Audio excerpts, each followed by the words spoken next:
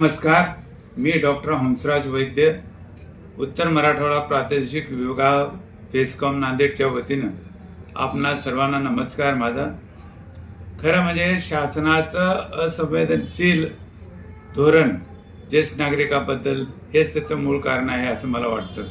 कारण आमची मागणी ही फार जुनी मागणी आहे.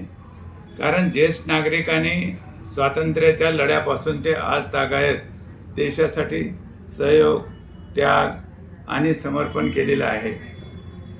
त्यांनी कुटुंब म्हणजे अनेक कुटुंब मिळून समाज, अनेक समाजातले घटक मिळून गाव, अनेक गाव मिळून तालुका, अनेक तालुके मिळून जिल्हा, अनेक जिल्हे मिळून विभाग, अनेक विभाग म्हणून प्रदेश आणि अनेक प्रदेश मिळून देश. म्हणजे कुटुंबाची जरी त्यांनी सेवा केली असेल तर पर्यायानं राष्ट्राची, देशाची सेवा केलेली आहे. पण आता ते वयाने 60 वर्षाचे वय झालेलं आहे. आता ते मिळवते राहिले नाहीत. त्यांना ते खरं म्हणजे दिव्यांग झालेले आहेत. त्यांना चालता येत नाही, बोलता येत नाही, कानाला ऐकू येत नाही. ह्या अशा अवस्थेत असताना आता ते घरचे करते राहिले नाहीत, मिळवते राहिले नाहीत. घरी ते एखाद्या कुटुंबामध्ये ज्येष्ठ नागरिक म्हणजे आता ओझं झालेलं आहे.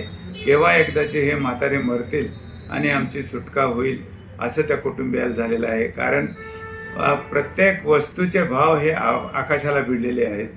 म्हणून एखादा व्यक्ती न कमवता झाला तर तो आता नकोसा झालेला आहे. त्यातलाच हा एक भाग आहे. कारण असं आहे की आता जर आम्ही आंदोलन नाही करावं, एक तर घरात मानहानी करून घेऊन नकोसे झालेल्या ठिकाणी मानहानी सहन करून जीवन जगायचं, मरणाची वाट बघायची. कारण मरण आमच्या हातात नाही. पर काही विष प्राशन करून मरावं म्हटलं तर विष विकत घेण्यासाठी सुद्धा पैसा नाही. चहाला पैसा नाही आमच्याकडे. कारण आता मिळवते राहिलो नाही, काम आमच्यानं होत नाही. म्हणून कोणी कामही देत नाही आणि दामही देत नाही. तर मग करायचं तरी काय? तर केवळ मरणाशिवाय त्याला गत्यंतर नाही. पण मरणाची परवानगी नाही शासनाची. कारण कायदाही तसा नाही. माझ्या इच्छेचं मरण मला घेता येत नाही. मग आता करायचं तरी काय? तर आम्ही शासनापुढे रडणार तर कुणापुढे रडावं? आज अनेक वर्षापासूनची आमची मागणी असताना आमच्या या मागणीकडे शासनाचं अत्यंत अक्षम्य असं दुर्लक्ष आहे असं माझं विषय. दुर्दैव आहे की महाराष्ट्रासारख्या पुरोगामी राज्यामध्ये, ज्याला शाहू आंबेडकरांचा वारसा आहे, अशा या सुजलाम सुफलाम महाराष्ट्रामध्ये जे देशाची राजधानी समजली जाते, आर्थिक राजधानी मुंबई, इथे आमचं राज्य चालतं. आणि ह्याच्यामध्ये आम्हाला मरणाला सामोरं जावं लागतं. हे अत्यंत दुर्दैवी ह्या वयामध्ये. आणि म्हणून आम्ही घरातच किती मरण्यापेक्षा, झुरून मरण्यापेक्षा मग आपण आझाद मैदानावर जाऊन का मरू नये? सगळेच्या सगळे मागच्या आमच्या लक्षवेधी मेळाव्यामध्ये 15,000 लोकांनी हात वर करून सांगितले की आम्ही मरायला तयार आहे. कारण घरात मरण्यापेक्षा मग तिथे तर मरू. म्हणून आम्ही ह्या मुद्द्याला येऊन पोहोचलो. शासन न मागता इतरांना देतं, पण मागणी करून, अनेक वेळा मोर्चे काढून, अनेक वेळा आंदोलनं करून, उपोषणं करून हे सरकार आमच्याकडे बघत नाही. न मागता लाडकी बहीण योजना आणतं, पण लाडके मायबाप योजना आणली नाही. लाडके मायबाप अगोदर आहेत की लाडकी बहीण अगोदर आहे हे शासनानं ओळखलं पाहिजे. त्या लाडक्या बहिणीला गरज नसताना, न मागताना, न मोर्चे काढताना, आंदोलन न करताना त्यांना शासन देतं. आणि आम्ही एवढं करूनही आम्हाला देत नाही. कारण हे चुकीचं चाललंय की तुम्ही इतर राज्यामध्ये सुद्धा बघा. त्या मानानं आता देगलूर आमचा तालुका आहे नांदेड जिल्ह्याचा. त्याच्या पलीकडे मदनूर एक खेडेगाव आहे.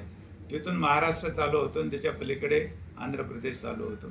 आंध्र प्रदेश, कर्नाटक, तेलंगणा, तामिळनाडू, केरळ, गोवा, दिल्ली, झारखंड, उत्तर प्रदेश, उत्तरांचल, पंजाब, हरियाणामध्ये न मागता त्या राज्यामध्ये शासन तिथलं 3,000 ते 4,000 रुपये मानधन देतं.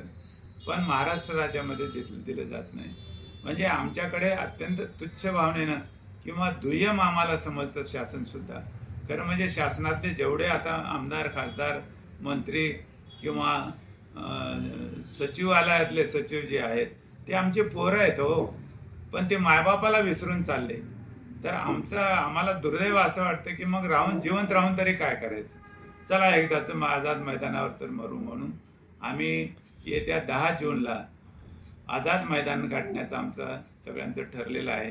शासनानं जर वेळीच निर्णय नाही घेतला तर आम्हाला अशा कडक उन्हामध्ये ह्या वयामध्ये, आता आमचं वय 60, 70, 80, 90, 100ही गाठली आम्ही काही काही लोकांनी.